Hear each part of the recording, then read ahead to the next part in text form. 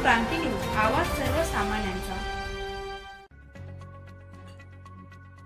दिनांक 30 ऑगस्ट रोजी संध्याकाळी 6:30च्या सुमारास कळवणकडून कणाशीकडे जात असलेली मोटारसायकल व कणाशीच्या दिशेने कळवणकडे जात असलेली मोटारसायकल या दोघांमध्ये जोरदार धडक होऊन भीषण अपघात झाला।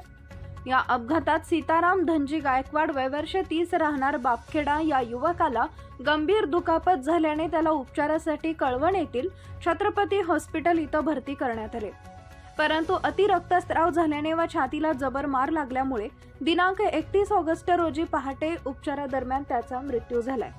तसेच दुसऱ्या मोटारसायकलवरील 3 जणांना देखील जबर मार लागला, तिघेही गंभीररित्या जखमी झाले।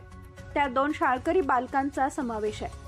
त्यांच्यावर नाशिक जिल्हा रुग्णालयात उपचार सुरू आहेत। तसेच एका इसमावर मेडिकल कॉलेज स्थानिक इथं नाशिक उपचार सुरू असल्याचं पोलिसांनी सांगितलंय।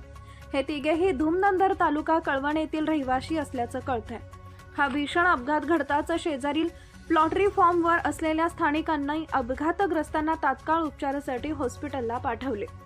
तसेच या अपघाताची माहिती अबोणा पोलीस ठाण्याला कळताच पोलीस कर्मचारी अंबादास गायकवाड यांनी हॉस्पिटल इथं जाऊन अपघाताची माहिती घेत अपघाताचा गुन्हा अबोणा पोलीस ठाण्यात करण्यात आलाय। या अपघाताचा पुढील तपास सहाय्यक पोलीस निरीक्षक यशवंतराव शिंदे व सहाय्यक पोलीस निरीक्षक नवनाथ रसाळ यांच्या मार्गदर्शनाखाली अंबादास गायकवाड हे करत आहेत। महाराष्ट्र क्रांती न्यूज साठी नाशिक विभाग प्रमुख पुंजाराम खांडवी, पुनत खोरे, कळवण। अशाच नवनवीन बातम्या पाहण्यासाठी आमच्या महाराष्ट्र क्रांती न्यूज या YouTube चॅनलला लाईक करा, सबस्क्राईब करा आणि बेल आयकॉनला प्रेस करा।